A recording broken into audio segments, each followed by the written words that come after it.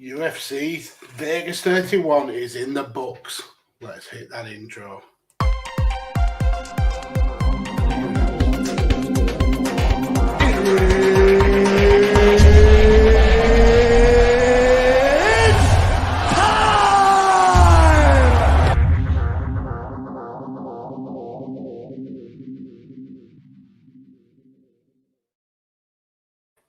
Hello everybody, welcome to 5 Rounds here on the Radio Tekkers channel. I am Mags and with me as always my son Carlos. Carlos, how are you? I'm not doing too bad, how's yourself? Yeah, I'm not too bad. Absolutely knackered. It's been a long ass day today.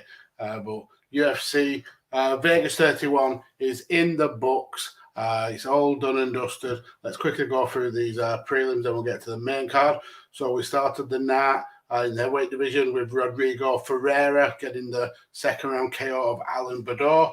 And then Francisco Figueiredo lost via decision. That's Davison Figueiredo's older brother. He lost to Malcolm Gordon. Then Sergey Morozov beat Kelly Tahar by decision in the bantamweight. Amanda Lemos got a 35-second knockout of Montserrat Ruiz, which was absolutely brutal. And then we've ended the prelims with another first-round knockout, this time Daniel Rodriguez scoring the victory over Preston Parsons. So going into the main card, we started with Gabriel Benitez taking on Billy Quarantillo. And this was a dominant victory by Billy Q. First round started quite a little bit nervous. Billy was throwing leg kicks. Benitez started with head kicks. But once Billy and Benitez started throwing shots at each other, there was a big right by Billy Q. He floors Benitez, follows up. Benitez threatens to go for the armbar. But Quarantillo is able to pass and get back into a scramble, get that body lock in, and he's going for the choke. Benitez does well to defend it, but he was just getting beat up on the ground. He finally gets free with about a minute to go, and you can see that it took a lot of energy out of him. He takes a massive deep breath. Billy goes to go for the leg again. But the round finishes. Similar kind of thing with the second round. Billy scores quick punches and then goes for the flying knee, gets the takedown, gets the back, starts the control again, the body lock again. Really good ground game. Benitez able to get back to his feet, but he took a hell of a lot of punishment, and his left eye is an absolute mess. Again, Billy goes for the takedown, gets it again. He's just able to drag Benitez to the floor pretty much as and when he wants to. At the end of that second round, we get a doctor check for the eye. He clears it, but it absolutely does look a mess. Third round, again, pretty much a lot of the same stuff. Billy takes it to the ground. Billy controls on the ground. The finish actually comes with Billy looking for a choke. Benitez not letting him lock it in. So from his back, he just punches the living shit out of Benitez and gets the stoppage from the bottom. Great finish and a great victory for Billy. Going into that fight actually as an underdog as well. But he was so dominant. Well, I can tell coming into the fight, I'm going to an underdog. Benavidez, he hits like a truck and he can take a punch. But what surprised me with Billy is when he knocked him down in the first round, I was surprised that he didn't capitalise and try and jump on him straight away and finish it. But then I were also, in a way, you know what, well done, conserve your energy. You still got a dangerous guy in front of you at the end of the day, and he did. He took him to the third round. It's just Billy with that precision, with that eye, and as soon as that second round and you're seeing the eye swell up, and then as soon as, like you said, the doctor basically saying to the referee that it can go on, but if he takes any more shots off, I'm going to call the fight off, let alone you. So the ref has already got it in his head. The physician's already told him, listen, your job is now, he gets any more shots into that eye, you stop the fight. Yeah. And instantly as a fighter, if you're the opposite from your opponent and you overhear that from the physician saying that to the referee, you as a fighter, ching ching, I've won this fight, I know what I need to do now. I don't even need to go and try and knock him out. I don't need to try and go for a submission. I just need to try and make sure all my punches that I throw now land exactly to that heart. Mm-hmm. And that's exactly what Billy was doing. And to some extent, Benitez,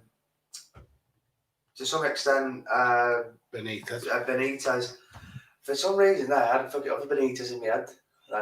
Then, Joseph. Mm-hmm. Benitez just... Benavidez. I'm tired, mate. Yeah, it is nearly 6 o'clock in the morning, guys. Yeah, Benitez, you could just tell he didn't want any more of it. And not only that, he didn't want any more of it. You could tell when he was on his back, he was doing the right thing by trying to put Billy's ankle when he's locking that body triangle up. That way, yeah. No, yeah, that way. Yeah, so that way, you've got an even fucking skeleton match, right? So when you're looking at the body triangle, you generally want to go to the side which is their foot's on to get that pressure, to release it. But it don't matter what Benitez was doing. He just couldn't get out of that position. He was fighting the hand off really well to try and stop the rear naked choke.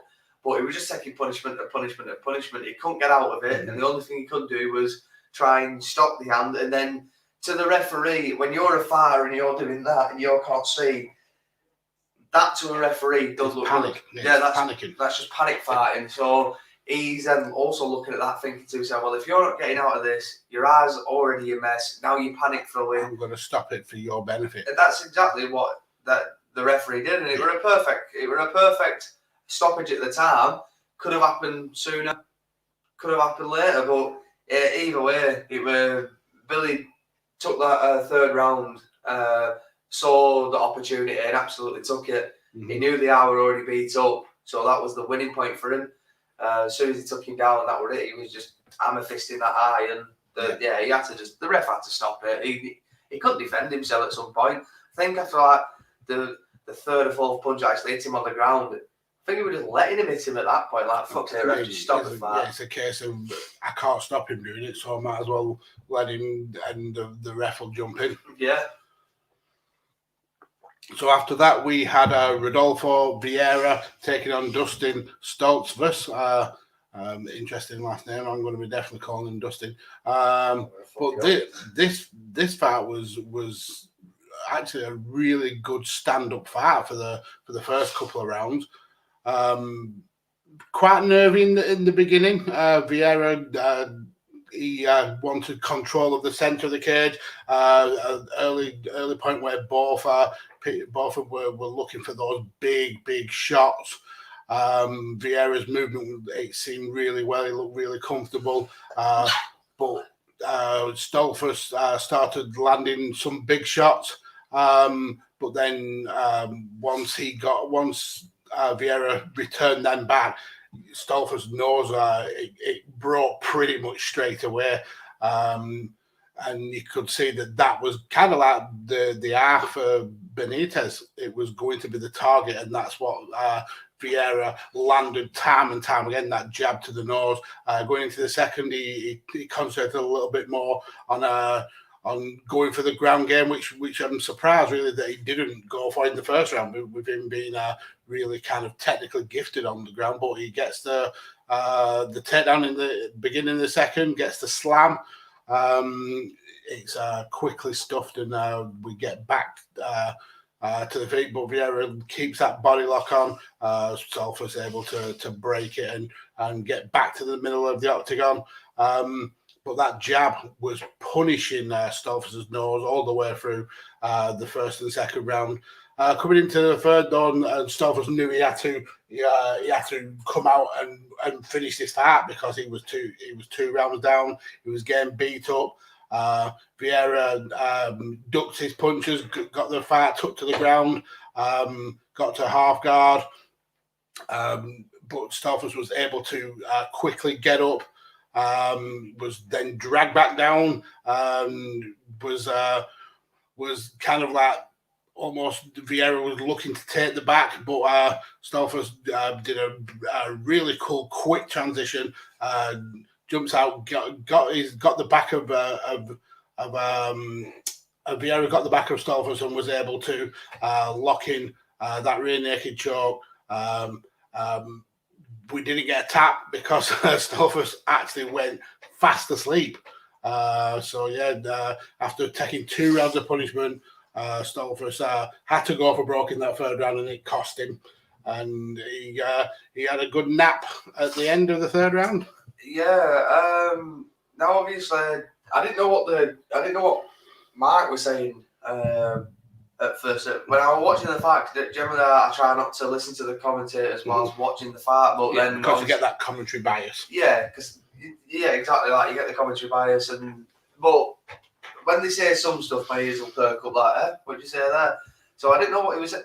Did he miss weight, or was he just referring to the fact his last couple of fights, because he's wrestling based, he's gassed out a lot? I don't believe he missed weight. So I think that's what they were saying then, and it did make sense in the fight why he wasn't going for the takedowns in the 1st and the 2nd to conserve that energy going into the 3rd. But I also agree with Mark.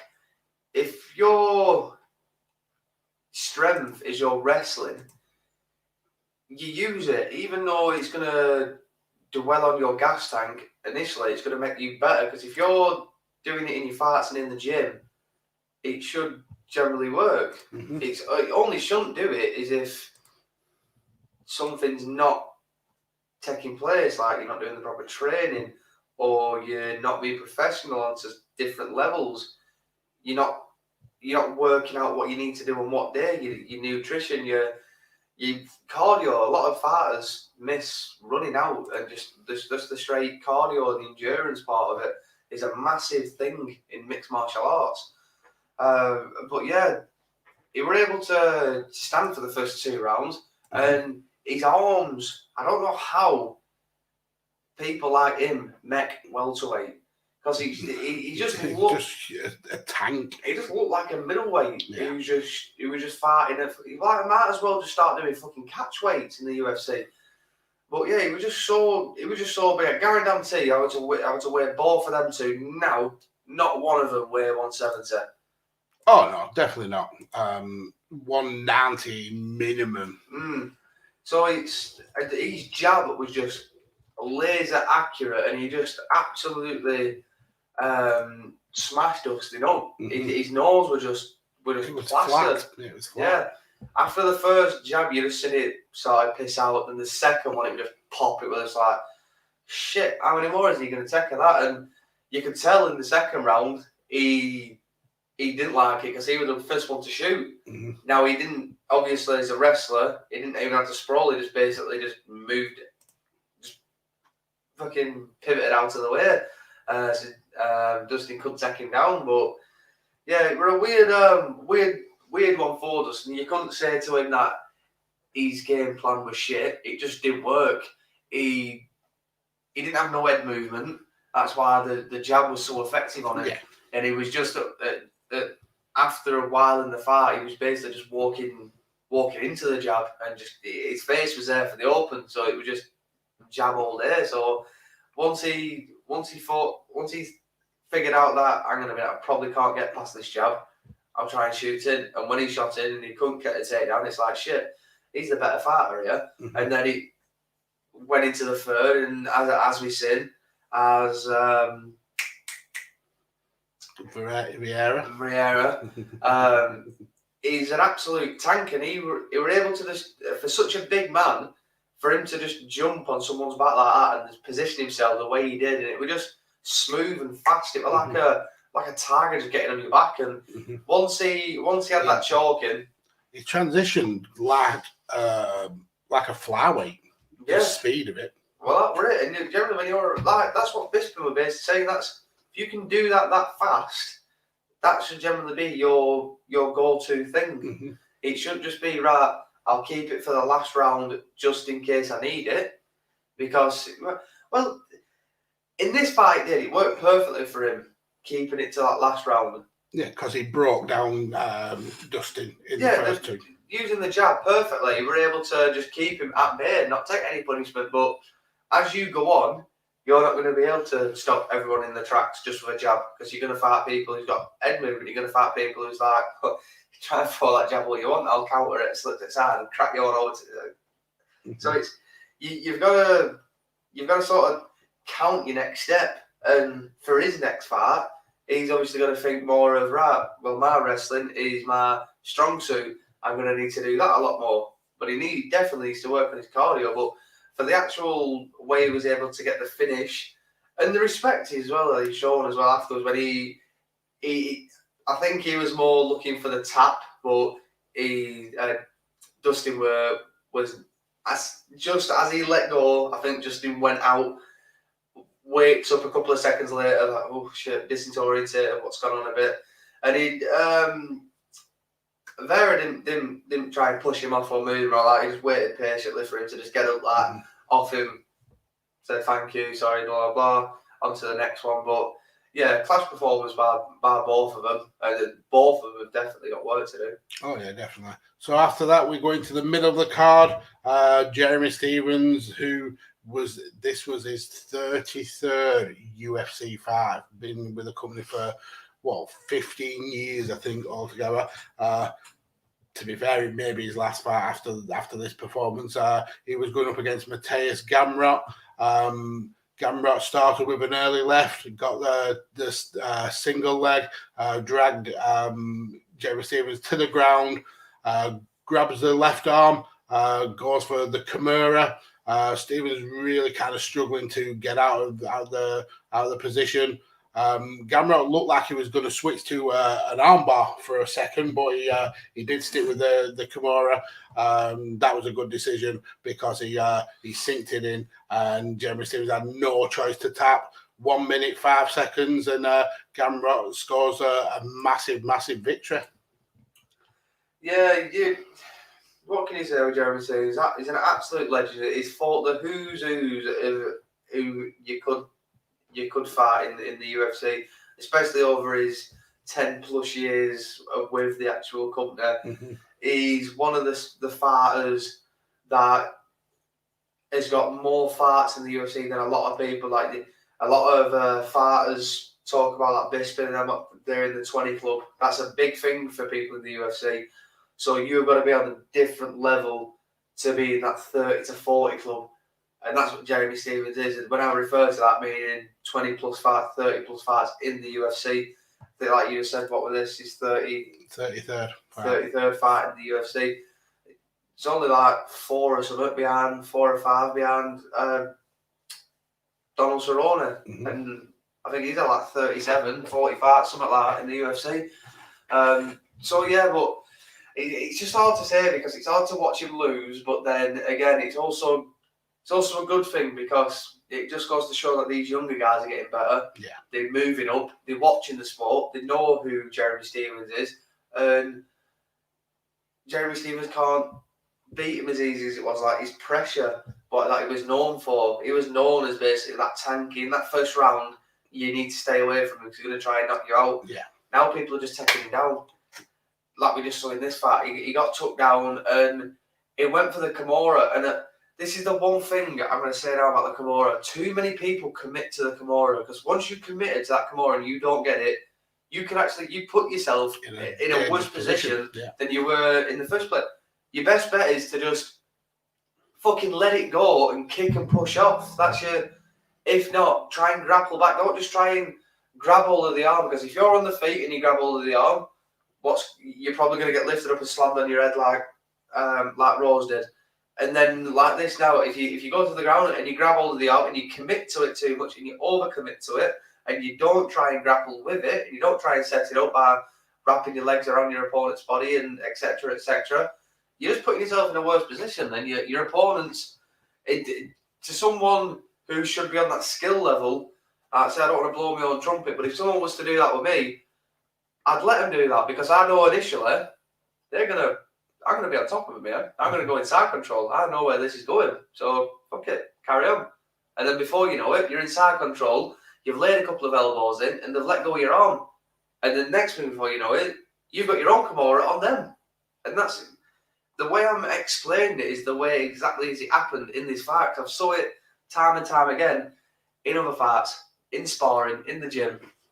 Just stuff that fighters commit to so much, and then it ends up coming back and biting them on the arse. And Jeremy Stevens did exactly that thing, and it's a rookie mistake for someone who's a veteran. It was a very rookie mistake. Mm-hmm. You talk about veterans, and that's a good segue into the co-main event. A veteran of UFC and Strikeforce, former champion Miesha Tate making her comeback after 4 and a bit years out of the game, taking on Marion Renault, 44 years old. Already said before the fight that this was going to be her last MMA fight. So yeah, it was this was going to be a big changing of the guard, and Miesha Tate has come back looking super strong. I think she looked in better shape than she's ever looked in the time that I remember seeing her. The first round, quite a nervy start, very patient between both of them. No one wanted to really kind of take that risk in losing the fight pretty early. Tate did a few low kicks, a couple of shots down the middle, but her movement and the way she was bouncing on her feet was really impressive. Renault tried to take down the lead leg, kind of chop it down, but wasn't really able to do that much damage.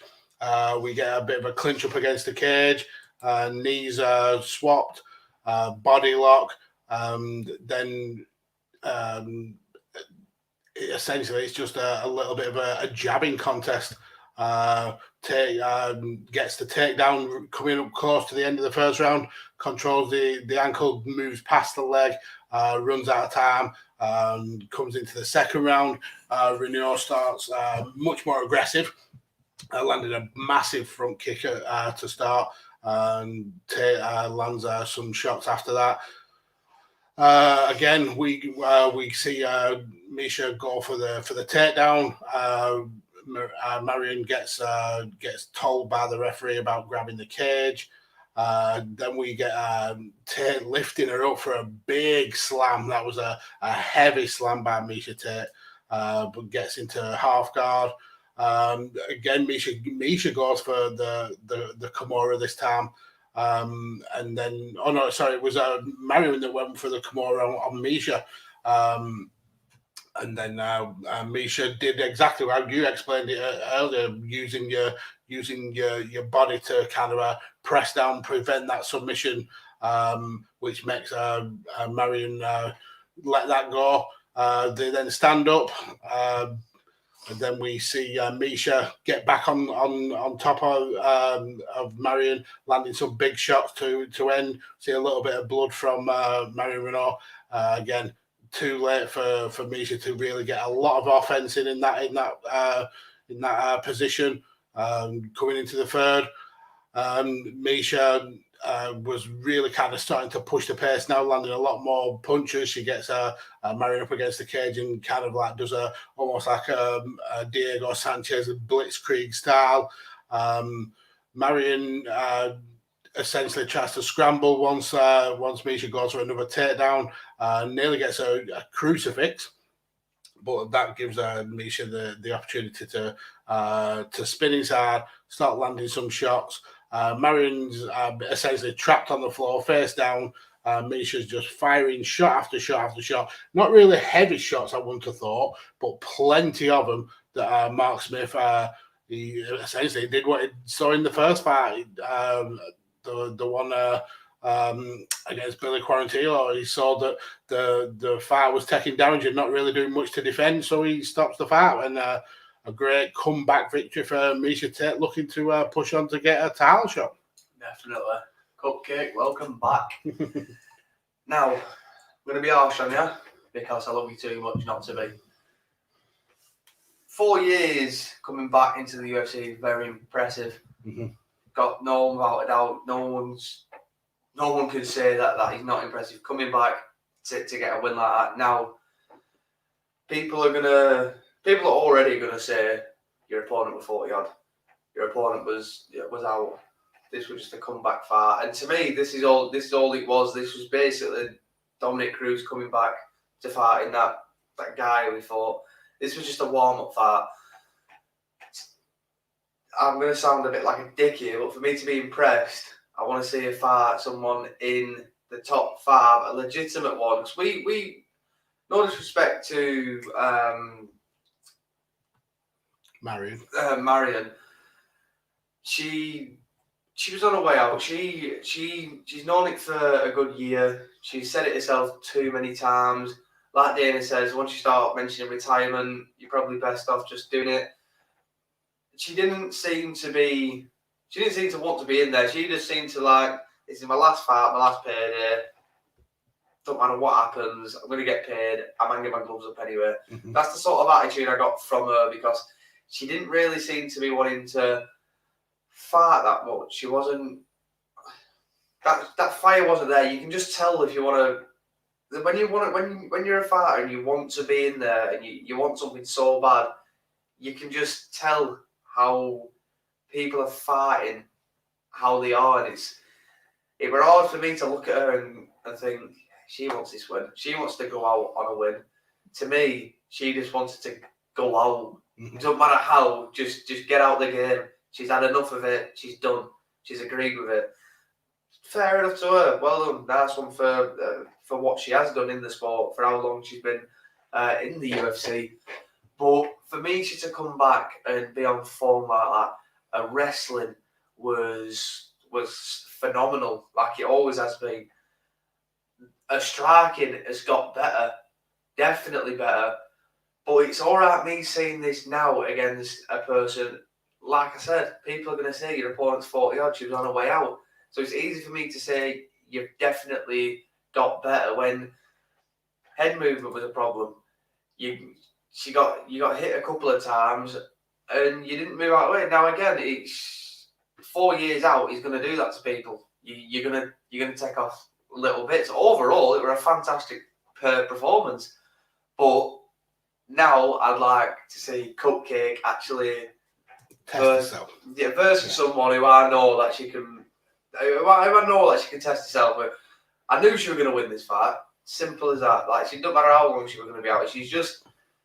Her name is Miesha Tate. She holds history in that bantamweight division in the UFC. She holds history with the names of Amanda Nunes, your Ronda Rouseys, your Holly Holmes. She's there. She's literally, in my opinion, one of your 4 horsewomen. She's literally your 4 big names. She's one of them in them weights, taking away Rose and Weili Zhang and stuff like that. Just focus on the bantamweight upwards. They're your 4 biggest names, and one of them hasn't been in the UFC for 4 years. Miesha Tate, still the biggest name. Ronda Rousey, never coming back to the UFC. In WWE, still the biggest women's name in mixed martial arts. And she doesn't even do mixed martial arts, she's fully retired. Holly Holm, probably the 3rd biggest name, dropping off a bit. You've only got Amanda Nunes left. If Cupcake can do what she did tonight and keep that ball rolling after 4 years, because a lot of people have got to remember that's 4 years of her training, letting her body recover, not taking punishment to the head, so her brain's all there. She's not thinking clearly, so she has got potential to come back and challenge Amanda Nunes. But then you've got to look at it realistically. Amanda Nunes is an absolute beast. It's hard for the UFC to sell her now. It's hard for the UFC to even promote her because she's that good. She beats everyone how she wants to beat them. She wants to submit you, she's going to submit her. She wants to knock you out, she's going to knock you out. So there's a reason why she's going to be the co-main event when Nick Diaz and Robbie Lawler fights, because it's so hard for the UFC to go, yeah, tell you what, we'll put you in the main event, but shit, then how are we going to sell this? Because no one's going to want to watch it, especially in England. And it was funny actually, because I actually bring up the guy I was speaking to. There's a group on Facebook I follow, it's called UFC Fans UK and Ireland. There's 19,000 people in there, you bunch of fucking casuals. There were me and one guy called Nick. Literally, I promise you now. There were me and one guy called Nick. And the only reason I saw his comment is because he put on, fuck me, it's quiet tonight. Where are all the fucking casuals?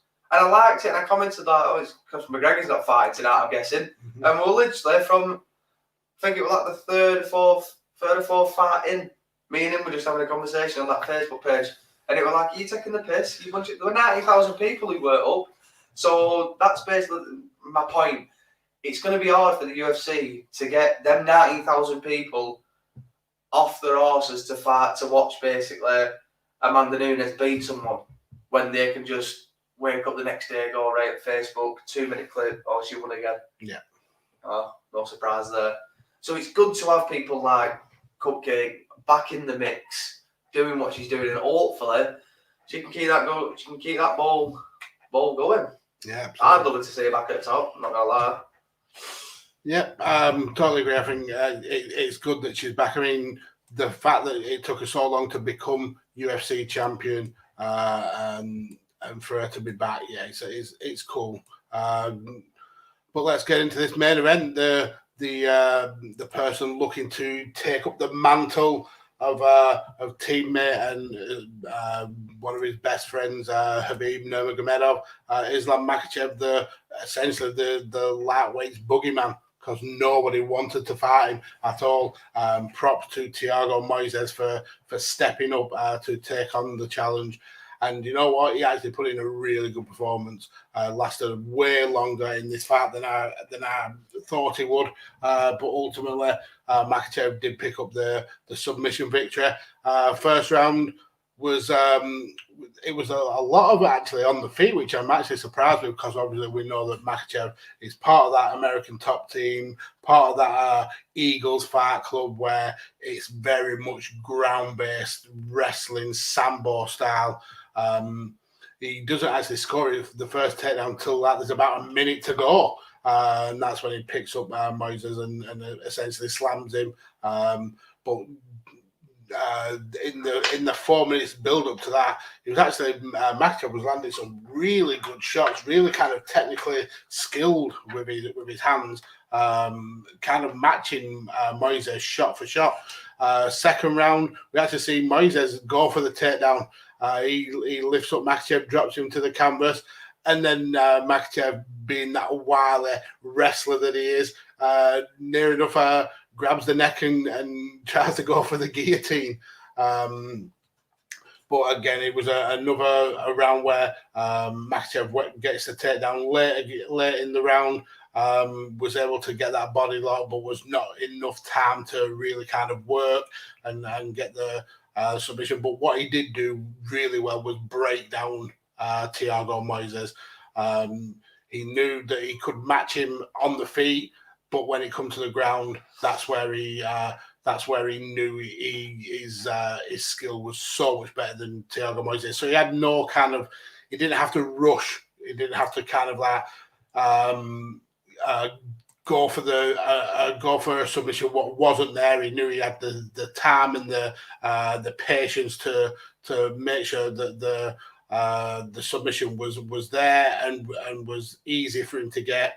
Didn't have to really kind of stretch himself and put himself in too much risk, and that ended up coming in the fourth round when Moises tried to scramble from a takedown, but Makhachev was able to get straight back on top, turned and got the choke in, was able to roll Moises over and got the tap. A great performance by Moises. I've got to give him props. It takes a real brave person to take on this Islam Makhachev. I personally think we've got a dangerous contender in this lightweight division. But yeah, Makhachev picks up his 9th victory in the UFC. You're definitely right when you say you've got a dangerous contender on our hands. This guy is... Now, actually, before I get onto it, I'll just say, obviously, Moises. Thiago Moises. I won't remember any of these names by the end of today. Thiago Moises, 26-year-old, comes into fight. Islam Makhachev, who no one wants to fight. Props to him. He's an absolute beast. There were some points in that fight I thought, shit, he's got Islam He's got Islam's number here. Mm-hmm. Islam's that good that he basically proved me. He's just said, Carl, shut the fuck up and sit down. You know nothing. It's the patience with him, though. He doesn't rush. He's so calm. Yeah, that's it. He's so calm. That's the good thing about him. The guy's 29. He's been with Khabib his full life, ever since school. He started at the age of 15. Khabib's dad trained them both. They literally are brought up like family, and then they live like literally around the corner from each other. Exactly, they were both brought up in Dagestan. That's their home country. But like Mag's already just explained how the fight happened, so there's no point in going more into that. What I can go into though is coach Javier. He is one of the best coaches about in mixed martial arts. Him, AKA, is just phenomenal. Yeah, I said the American top team. I am AKA. That's my bad. Yeah, AKA. Yeah, American Kickboxing Academy. That is him, isn't it? Yeah, it is, yeah.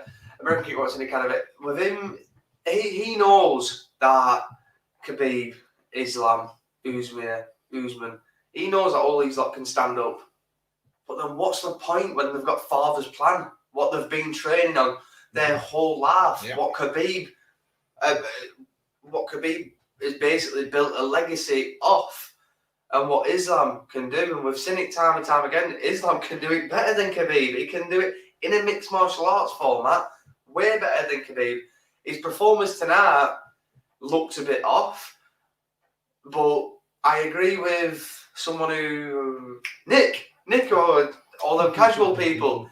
They're the casual page who no one joined in. Nick, I was speaking to him and shouts out, I don't know his last name, but Nick, this one's for you. I'll put it out there. Like he said, is he trying to make himself look shitter than he is or something, or is he just trying to get people to fight him in the top 10?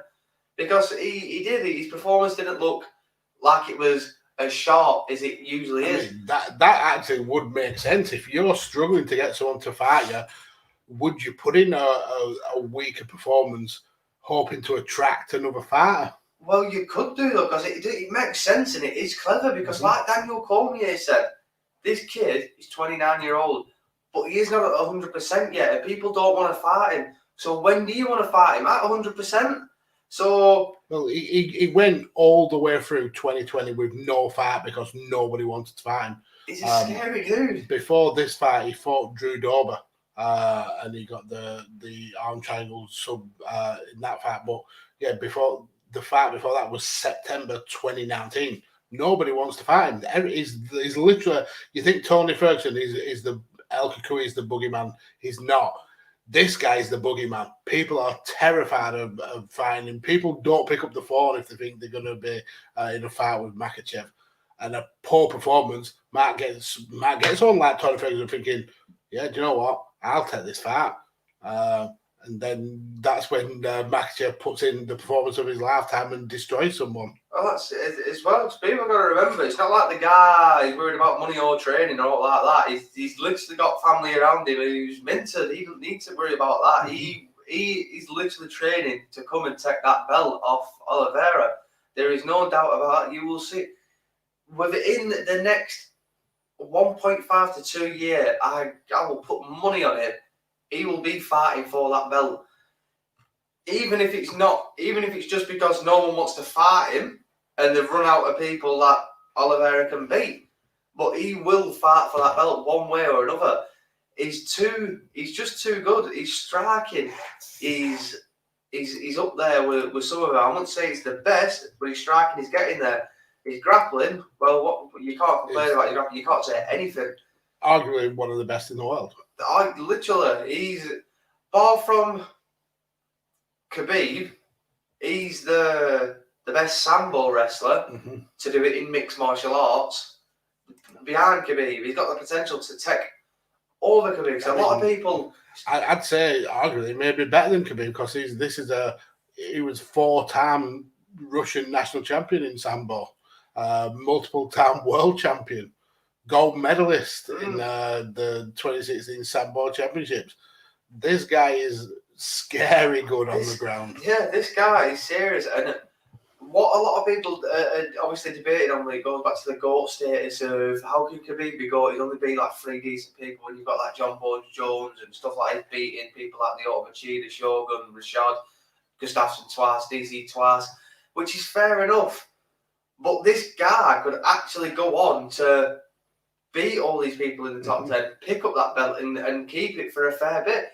He could literally be that Dagestani goal that everyone's saying Khabib now. He's not, just because of who he's faced. He could sort of rewrite that history to go, well, no, we're still the best. It's just Khabib started it a little bit later than me. Khabib helped me start it when I was at this age. And it works out perfectly for him. Now, obviously, like we said, it doesn't work out perfectly, obviously, because they haven't got Father's plan. They haven't got Father there anymore. But then they have got Khabib there. That's the good thing. They've still got that eagle in the corner. Even though they haven't got Father, they've got a father figure. They've got yeah, and they've Khabib. still got Umar still there, and Abdul is still there. So yeah, they've still got that Nurmagomedov base to work with. Definitely. And that's all he needs to go off. He just needs to think into his head, what do I need to do? What do I need to get better? What do I need to get to that next step? And for me to say to him, what you need to do is, I don't have a clue. Because he's just... He just needs fights. He needs fights to climb the rankings. Literally, that's all he needs to do. He needs fights. I don't know how many times his striking's on point, his grappling's amazing. No one wants to fight him. And apart from his opponent tonight, who's 26, by the way, so that's a learning experience for him. I mean, to put it in context, Islam was coming to this fight at rank 9. To get a fight, he had to take somebody who was outside the top 15. And that's bad. And then you're looking at Dos Anjos, not got a fight booked. Ferguson, not got a fight booked. We've obviously seen Conor and Poirier recently, but Michael Chandler, no fight booked. Benil Dariush, no fight booked. Justin Gaethje, no fight booked.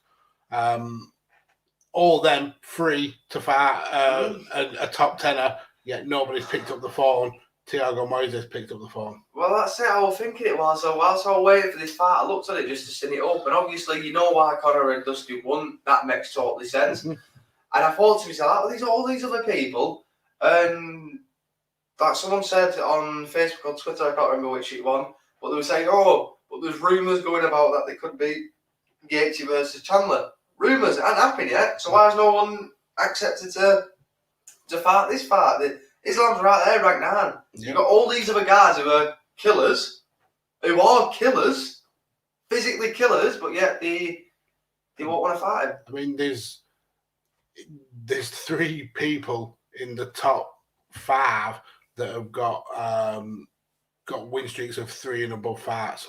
He could have easily took one of those people on, but nobody's picked up the phone to him. It's as simple as that, and that's a shame, really, because this guy could be the world champion now if he'd have been able to have the fights. But unfortunately, well, that's it. Well, you either fight him now or you fight him when he's beat all these other people and he's got a title shot because no one will want to fight him. And then you've got no choice to fight him when he's got the belt. And you're like, shit, well, I didn't want to fight him before. And, well, now he's got the belt. I've got no choice, but I really don't want to fight him. So either way, you train your honours and you need to fight Islam at some point. Simple. Absolutely. So next week we have got another fight night. This time it's Corey Sandhagen taking on Snakey McGee, TJ Dillashaw.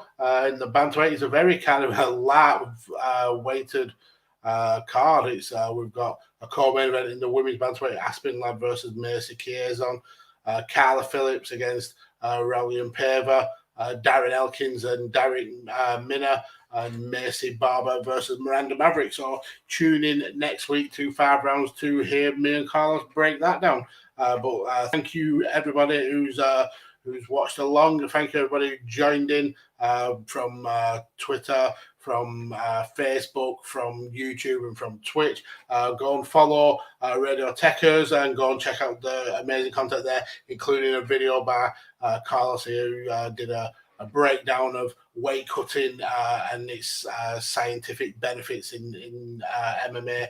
Look out for that on 5 rounds after the bell. There'll be plenty of content like that coming from Carlos in the coming weeks, so I'll definitely keep an eye out for that. Go and follow the networks, Tekkers, Visionaries Global Media and Chair Shot. Follow me on Twitter at PodFaberMags.